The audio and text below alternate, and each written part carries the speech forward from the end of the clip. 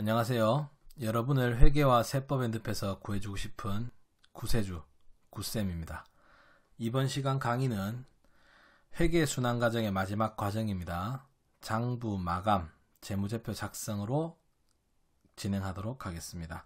자, 지난 시간까지 시산표 작성까지 제가 설명을 드렸고요. 그 시산표 작성한 이후에 결산 수정 분계를 한 후 그 다음에 수정 후 시산표를 작성한다까지 했습니다. 자, 오늘은 마지막으로 이제 장부 마감에 대해서 할 건데요. 자, 여러분이 1년 동안 이렇게 전기를 해서 장부를 쭉 만들었습니다. 근데 이번 회계기간 12월 31일이 끝났어요. 끝났으면 이제 내년에 차기를 새로 시작을 해야 되죠. 그럼 새로 시작할 때는 새로운 마음으로 새 장부를 써야 될 겁니다. 그렇죠. 그래서 기존에 사용하던 장부들을 다 마무리해서 마감을 지어 주셔야 됩니다. 이 마감하는 방법에 대해서 설명을 좀 드리도록 하겠습니다. 특히 시험을 응시하시는 분들은 이 순서를 가지고도 많이 시험 문제에서 묻기 때문에 이 순서를 꼭 좀 기억해 주셔야 될 겁니다. 자, 장부 마감하는 순서. 자, 7번 순환 과정의 7번째 장부 마감입니다. 이 장부 마감은 다른 장부들은 신경 쓰실 거 없고요. 우리가 알고 있는 총계정원장을 마감하는 겁니다.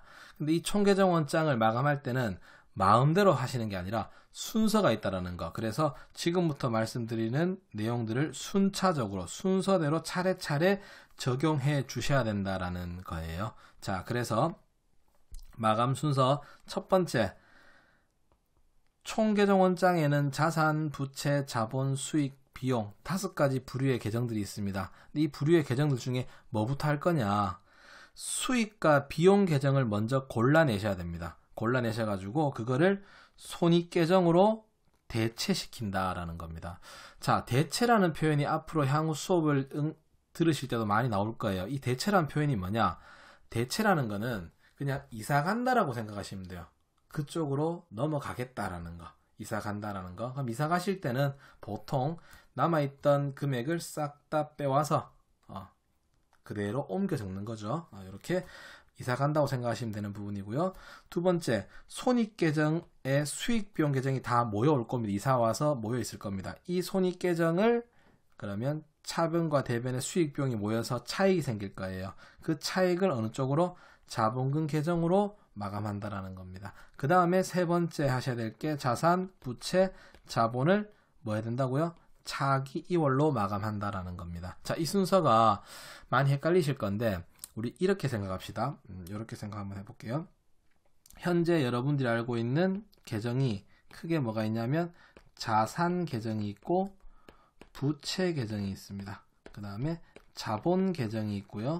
그 다음에 수익 계정이 있고 그 다음에 비용 계정이 있습니다. 자, 여기서 그럼 본다 그러면 현재 단기의 회계기간이 끝났다 이거죠. 마무리가 되었다 이거죠. 그러면 남아있던 자산 뭐 해야 됩니까? 내년으로 2월 시켜야 되겠죠. 차기 2월. 그 다음에 부채도 2월을 시켜야 됩니다. 자본도 뭐 한다고 2월을 시켜야 되는데 여기서 문제점. 이 자본은 분명히 2월 시킬 때 무슨 자본을 2월 시켜야 된다고요? 네, 기말 자본을 2월 시켜야 되는데 기말 자본이라는 거는 우리가 1월 1일 날 시작할 때 회사가 가지고 있던 기초 자본에다가 플러스 뭐가 더해져야 된다고요? 순이익 또는 순손실이 가감이 이루어져야 된다는 겁니다. 근데 여기서 알 수 있듯이 수익과 비용에 대한 마무리가 이루어져야지만 우리가 뭘 할 수 있다고요? 순이익을 알 수 있다는 겁니다. 그래서 우리는 이 순이익을 구하기 위해서는 어쩔 수 없이 뭐부터? 그렇죠.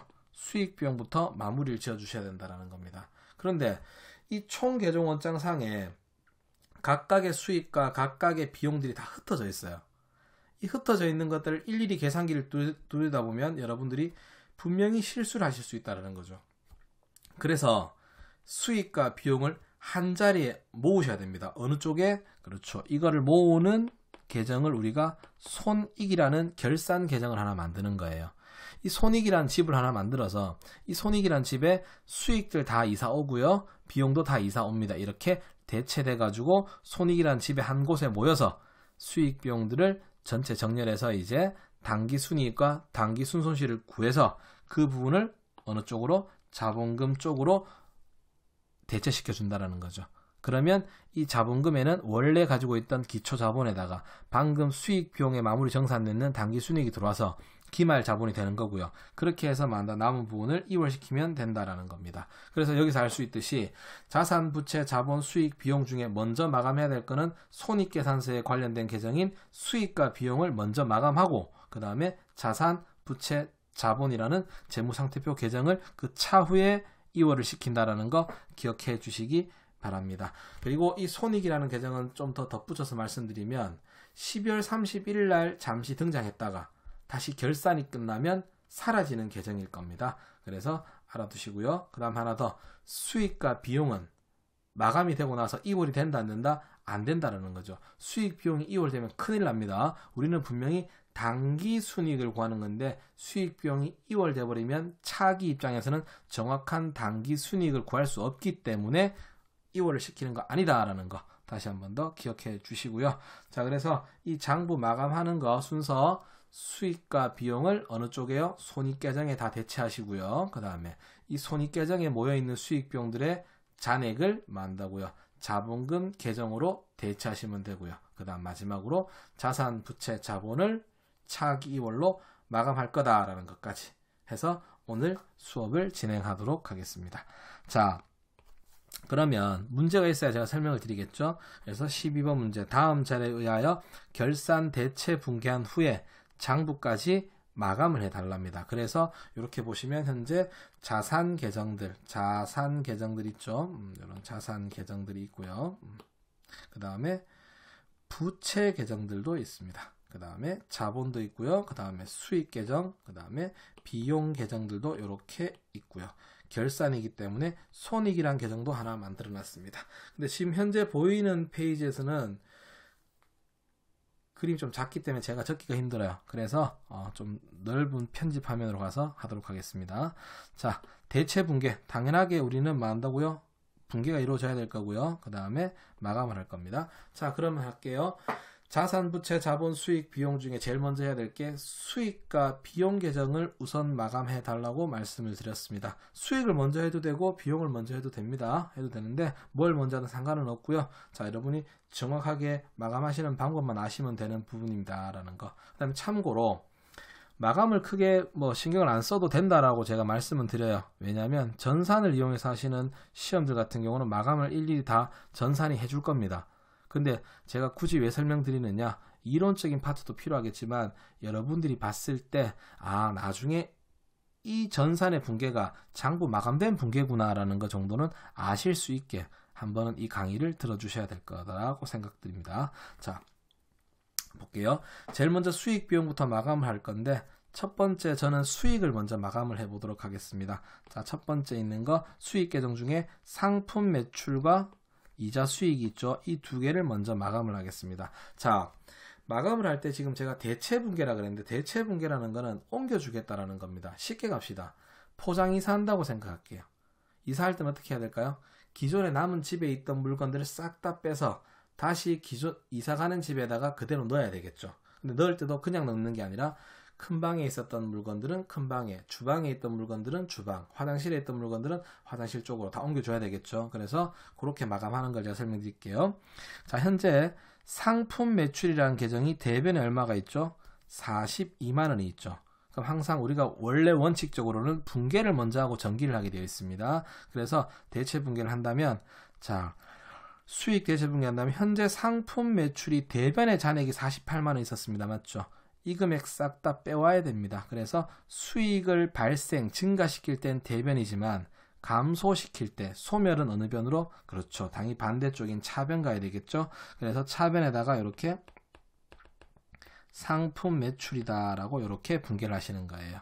금액은 42만 원이다. 그럼 이렇게 상품 매출을 줄여줬고요. 이걸 어느 쪽으로 보낸다고요? 그렇죠. 손익이라는 계정으로 42만원 이렇게 보내시게 될 겁니다. 됐죠? 자, 그러면 붕괴를 했으니까 전기를 해야 되겠죠. 전기를 해보겠습니다. 자, 상품 매출 차변에 나왔으니까 차변에다가 12월 31일 날 앞에서 전기 배웠죠. 자, 금액은 42만원. 근데 항상 계정은 상대편 계정. 뭐라고 적을까요? 그렇죠. 손익이라고 적어주시면 되고요. 그 다음에 손익계정 가서도 자, 손익이 대변 나왔죠. 12월 31일 날 상대편 계정 과목 상품 매출 맞죠? 금액은 얼마요? 42만원이다. 이렇게 적어주시는 거예요. 이렇게 적어주시는 거고요. 자, 그 다음에 상품 매출 계정은 이제 잔액 0이죠. 더 이상 쓸 거 없죠. 굳이 한 줄일 때는 합계 낼 필요 없고 이렇게 두 줄로서 마감을 지어주시면 된다라는 겁니다. 자, 이렇게 분개를 하고 전기를 하셔도 되고요. 자, 근데 이렇게 하시다 보면 조금 힘드니까 여러분이 좀 편법을 써서 이렇게 하셔도 문제될 건 없다는 얘기죠. 자, 어쨌든 13만원의 이자 수익이 대변 남아있죠. 그럼 이걸 이번엔 방법을 다르게 해서 차변에다가 제가 12월 31일자에 뭐라고요? 손익이다 라고 13만원 이렇게 영마감을 시켜버리겠습니다. 그리고 나서 끝났네요. 장부를 이렇게 마무리 지어주시고요. 자, 그 다음 이제 이걸 가지고 역으로 분개를 만들어 볼까요? 자, 이걸 가지고 제가 역으로 분개 만드는 방법 앞에서 설명드렸죠. 사선을 긋고 여기에 있던 거를 이렇게 끌고 내려오면 된다라고 말씀을 드렸습니다. 자, 그래서 분개가 어떻게 됩니까? 이자 수익 손익이 되죠. 그래서 차변에 이자 수익 대변에 뭐가 된다고요? 손익이 된다. 금액은 13만원이 되겠죠. 자, 분개 형태가 똑같죠. 그러니까 분개를 먼저 하시고 마감을 하시든 아니면 마감을 먼저 하시고 역으로 분개를 만들든 뭐 과정의 차이인 것 뿐이고요. 결과는 동일하게 나온다라는 거. 그럼 이자 수익은 현재 전기가 되어 있죠. 차변에. 그러면 우리는 뭐만 손익 쪽에 이제 손익 쪽에만 전개하겠습니다. 이자 수익이다라는 거. 금액은 얼마인가요? 13만원이다. 이렇게. 자, 수익에 대한 계정 두 개를 마감해 봤습니다. 자, 볼까요? 수익이 원래 잔액이 어디 있습니까? 대변에 있죠. 원래 대변에 있었는데 대체 분개를 해서 손익으로 넘어가더라도 어느 쪽에 온다고요? 대변으로 온다고요. 제가 말씀드렸죠. 포장이사하고 똑같이 생각하시라고. 대변에 있던 거 그대로 대변에 넘어가는 겁니다. 자, 그 다음에 비용도 마무리 지어볼까요? 비용도가 원칙적인 방법으로 먼저 한번 해볼까요? 자, 원칙적인 방법. 급여가 차변에 얼마 있나요? 22만원 있죠. 그러면 대체 분개. 차변에 있던 급여를 빼줘야 되는 거니까 대변에다가 급여 금액 얼마? 22만원. 그걸 어느 쪽으로 보낸다고요? 그렇죠. 손익 22만원. 이렇게. 그러면 마감을 해보면 급여가 대변 나왔으니까 대변에다가 12월 31일자에 손익 22만원 이렇게 하시면 되고요. 그 다음에 얘는 끝났으니까 이렇게 두 줄 그어서 마감을 해주시고요. 자, 손익 쪽도 해줘야 되겠죠. 손익 쪽 12월 31일날 급여 22만원. 자, 한 번밖에 안 해봤지만 예상되시죠?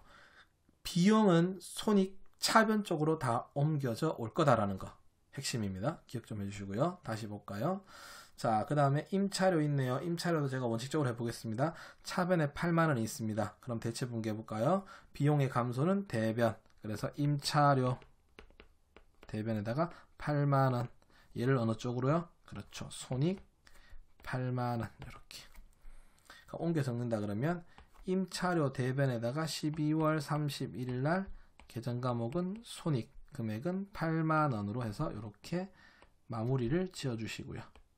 그 다음에 손익 쪽도 가야 되겠죠. 손익 쪽 차변에 임차료 8만원이다. 이렇게 적어주시면 된다라는 겁니다. 자, 이번에는 제가 순서를 좀 바꿔볼까요? 마감을 먼저 하고 분개를 해보도록 하겠습니다. 자, 차변에 보험료가 얼마 있습니까? 7만원이 있죠. 그러면 얘를 제가 먼저 12월 31일자에 손익이다 라고 7만원을 먼저 마감해 주시고요. 이렇게 마감을 해 주시고 영마감 시키면 됩니다. 그리고 대체 분개 전개해 볼까요? 전개 어떻게 하면 되나요? 이렇게 해서 위에 있던 보험료를 가지고 내려오면 된다라고 말씀을 드렸습니다. 그래서 분개를 간다 그러면 차변에 보험료 대변에는 죄송합니다.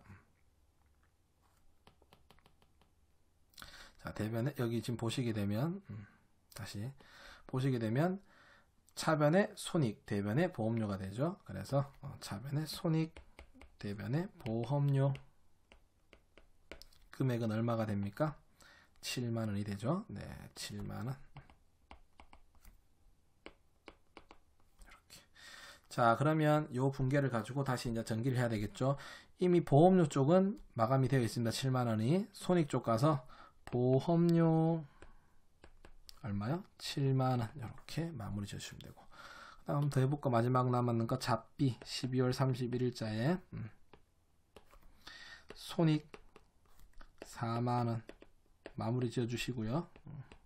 그 다음에 대체분계 해보면 자, 얘 똑같이 마감하는 대체분계 이렇게 사선 긋고 내리면 된다라고 말씀드렸습니다. 손익 잡비 맞죠? 4만원. 그래서 차변에 손익 4만원, 대변에 잡비 4만원 이렇게 된다.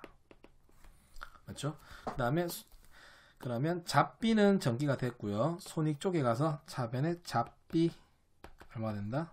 4만원이 된다라는 거예요. 이렇게. 자, 1단계 수익과 비용을 손익에 마감했습니다. 그럼 여러분들 보셔서 알겠지만 어차피 수익은 다 대변에 모이고요. 비용은 다 어느 변에? 차변에 모이고 있다는 거. 결론은 그러면 1년 동안 총 비용과 1년 동안 총 수익이 모였다라는 거죠. 자, 두 번째 해야 될 거 이제 뭐냐? 마감 분계를 해야 됩니다. 손익을 어느 쪽으로? 자본금 쪽으로요. 그럼 현재 보시면 대변 합계가 보면 현재 55만원의 합계를 보이고 있고요. 차변의 합계가 41만원의 합계를 보이고 있습니다.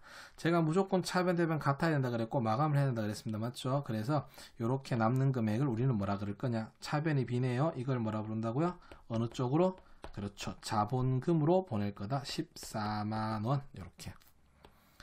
그러면 마지막으로 합계를 내보면 합계 금액이 차변 대변 다 55만원이 될 거다. 그러면 손익은 다시 또 0이 되니까 잔고에서 사라지겠죠.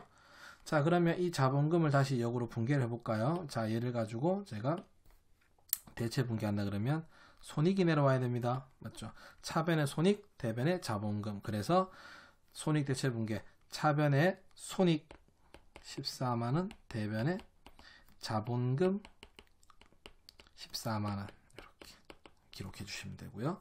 손익 쪽은 이미 마감이 됐고요. 그러면 자본금 쪽을 마감해 주셔야 되는데 자본금 쪽은 대변에 있겠죠. 그래서 자, 자본금 쪽에 옮겨 적겠습니다. 자본금 쪽에 대변에 12월 31일자 상대편 계정은 손익 금액은 얼마요? 14만원이 이렇게 전기가 될 겁니다. 됐습니까? 전기가 될 거고요.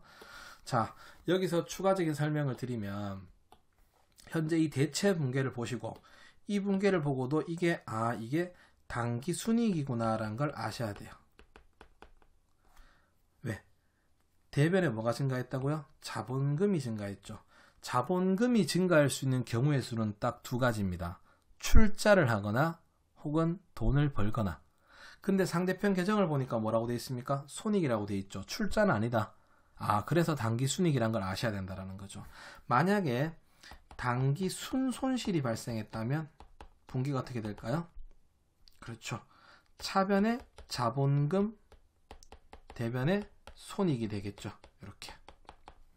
맞죠? 자본금이 감소할 수 있는 경우는 두 가지입니다. 손해보거나 가져가거나. 근데 지금 손익이 나왔다는 얘기는 결산이기 때문에 손해봤다라고 생각하셔야 되겠죠. 그래서 이 분계도 꼭 좀 같이 한번 봐주시면 감사하겠습니다. 요 분계는 중요한 거니까 다시 봐주시고요. 자, 그러면 수익 비용을 마감했고 그 다음에 이 손익에 있던 계정을 마감해서 자본금 쪽으로 보냈습니다. 그 다음 남았는 거 이제 재무상태표 계정을 마감해야 되죠. 자산, 부채, 자본을 마감해야 되는데 순서는 별로 크게 문제될 건 없고요. 자, 자산부터 먼저 마감하겠습니다. 자산이 현재 현금 자산이 차변에 37만원, 대변에 얼마 있다고요? 8만원 있죠. 그러면 차액이 남은 게 29만원이 차변에 남아 있습니다. 그럼 남아있는 29만원을 우리는 다음 회기간으로 넘겨줘야 됩니다. 그럼 단기 입장에서는 이만큼이 감소하는 거죠. 그래서 12월 31일자에 뭐라고 쓴다고요? 차기 2월이다. 넘겨주겠다. 29만원. 올해 입장에서는 그만큼 감소하는 거죠. 그래서 합계가 37만원이 될 거고요. 얘도 그래서 합계가 얼마 될 거다? 37만원이 될 거다. 그러면 37만원으로 끝이 나는 거고요. 줬으면 받아야 되겠죠. 다음 차기에는 1월 1일 날 전기한테 받았다. 전기 2월 얼마? 29만원 증가하는 거 맞겠죠? 없는 상태에서 받았으니까 증가할 겁니다. 그래서 일단 원칙적으로 제가 남았는 잔액을 이월시킨다 했는데 그냥 간단하게 역마감 시켜버리시면 돼요. 차대변 값계 차기이월 만드시면 됩니다. 그러면 결론은 여기서 기억하셔야 될 게 차기 이월이 장부상에 등장한다면 무조건 차변 합계와 대변 합계는 같아야 된다는 거죠. 남은 금액을 이월시켰을 거니까 이렇게. 그래서 자산은 감소하는 게 차기 이월이니까 대변 나올 거고요. 증가하는 전기이월은 차변 나온다라는 거 한번 보시고요. 자, 한번 더 해볼까요? 이번에는 보통 예금. 자, 차변에 28만원, 대변에 16만원, 남은 잔액이 차변에 12만원 있죠. 그럼 대변으로 우리는 12월 31일자에 차기 2월 12만원 이렇게 해서 28만원, 얘도 이렇게 해서 마무리해서 28만원 이렇게 마무리가 될 거고요. 자, 그 다음에 1월 1일날 받아야 되겠죠. 전기 2월 얼마요? 12만원이 이렇게 될 거다라는 거. 그 다음에 외상 매출금이라는 계정이 있네요. 외상 매출금 계정, 차변에 47만원, 대변에 35만원이 있습니다. 그래서 차변에 남은 잔액이 12만원이 되죠. 그래서 대변으로 12월 30일 날 한다고요. 차기 2월 12만원 이렇게 해서 47만원의 합계가 나올 거고요. 얘도 그러면 47만원이 될 겁니다. 자, 그 다음에 1월 1일 날 전기 2월 얼마요? 12만원이 될 거예요. 이렇게 자산이 마무리될 거다라는 거. 그럼 나머지 자산들은 제가 생략을 하고요. 자, 그 다음에 부채와 자본에 대한 마감을 한번 볼게요. 자, 부채와 자본. 자, 부채는 우리가 예상을 해볼까요? 아까 전에 자산 같은 경우에는 차기월인 감소가 대변 나왔고 전기월인 증가가 차변 나왔습니다. 그럼 부채 같은 경우에는 차기월이라는 감소는 어느 편이에요? 그렇죠. 감소니까 차변. 그다음 전기월이라는 증가는 그렇죠. 대변에 나오겠죠. 한번 볼까요? 지금 외상매입금이 차변에 32만원, 대변에 얼마? 46만원 있다. 남은 잔액은 얼마입니까? 14만원입니다. 대변이죠. 그래서 대변에 14만원을 12월 31일자 차변으로 차기 2월 14만원 해서 이렇게 46만원 만들어 주시면 되고요. 자, 줬으니까 받아야 되겠죠. 1월 1일날 전기 2월 14만원 이렇게 기록이 될 거다라는 거. 자, 하나 더 볼까요? 단기 차입금. 차변에는 45만원, 대변에는 얼마다? 70만원입니다. 남은 잔액이 대변에 25만원 있죠. 그래서 차변으로 12월 31일자에 자, 차기 2월 금액은 25만원이 될 거다. 합계 70, 얘도 합계 70. 끈 장부를 마무리 지어 주시고 주는 게 있으면 받는 것도 있어야 되겠죠. 전기 2월 25만원이다. 이렇게 될 겁니다. 그 다음 마지막으로 자본금. 자, 지금 보면 알겠지만 부채도 어차피 이렇게 판료수에 따라 움직인다는 거 봐주시고요. 마지막 자본금. 추가적 거래가 없네요. 대변 합계 94만원. 그러면 12월 31일자 이만큼을 전부 다 뭐 할까요? 차기 2월 94만원을 이렇게 보내시면 된다라는 거. 그럼 합계가 똑같이 94만원이 나올 거고요. 자, 그럼 줬으니까 받아야 되겠죠. 1월 1일 날 전기 2월이 된다라는 거. 얼마? 94만원이 된다라는 거. 자, 요렇게 해서 자본도 마무리 지었습니다. 그럼 여기서 하나 기억하셔야 되고 짚어드리고 싶은 내용은 뭐냐면, 여기서 여러분들은 지금 여기에 제가 추가적인 내용을 더 쓸게요. 추가적인 내용을 여기 1월 1일 날 전기 2월이다 라고 되어 있다면 얘가, 자, 이 자료를 보고 한번 해석을 해볼까요? 기초 자본금은 얼마다? 80만원이다. 그럼 그 말의 의미는 전기 기말 자본금도 얼마였다? 80이었다라는 거겠죠. 맞죠? 그 다음에 올해 기말 자본금 얼마다? 94만원이다. 그럼 내년 기초 자본금도 얼마다? 94만원이다. 그 다음에 추가 출자가 있다 없다? 없다라는 거죠. 추가 출자가 있었으면 분명히 여러분들 분계가 대변의 자본금, 차변의 현금 뭐 이렇게 됐을 거니까 분명히 대변에다가 무언가가 기록이 됐을 거예요. 근데 없잖아. 맞죠? 그래서 추가 출자 없고요. 그 다음에 올해 단기 순이익이 얼마다? 14만원이다 라는 거 알 수 있죠. 14만원 알 수 있는 이유는 자본이 증가했고 손익이라는 결산 계정이 나왔기 때문에 단기 순이익이다라는 걸 캐치하셔야 된다는 겁니다. 됐습니까? 이렇게 해서 마감을 지어주시면 된다라는 거 알아두시고요. 그래서 자, 이번 시간까지 해서 전체적인 순환 과정을 다 알아봤어요. 이제 마지막으로 뭐 재무제표 작성하시면 되는데, 재무상태표 손익계산 작성하시는 거는 초반에 해봤고요. 그 다음에 작성 원칙은 향후에 할 거니까 그렇게 알고 계시고, 자, 순환 과정, 거래, 분계, 전기, 그 다음에 시산표 작성, 결산 수정 분계, 수정 후 시산표 작성, 그 다음에 장부를 마감하시고요. 재무제표 작성한다. 특히 장부 마감할 때는 순서 손익계산서 계정인 수익 비용 계정을 먼저 손익 쪽에 마감을 하고요. 그 다음에 손익 계정을 자본금 쪽으로 대체하시고, 그 다음에 자산, 부채, 자본을 차기 2월로 마감을 한다라는 거 기억을 해 주십시오. 이 순서는 중요한 거니까 꼭 좀 여러분들이 암기해 주시면 감사하겠다라는 거 알고 계시고요. 자, 이렇게 해서 이번 강의를 마지막으로 해서 회계 순환 과정에 대한 모든 내용을 마무리 짓도록 하겠습니다. 자, 영상 강의 잘 들으셨다면 유튜브 채널에 좋아요, 구독 꼭 좀 부탁드리고요. 자, 모든 강의 자료 첨부 자료는 네이버 카페에 모든 게 첨부되어 있으니까 참고하시기 바랍니다. 자, 회계 순환 과정 배우신다고 고생 많이 하셨고요. 다음 시간부터는 이제 본격적인 이론을 진행하도록 하겠습니다. 감사합니다.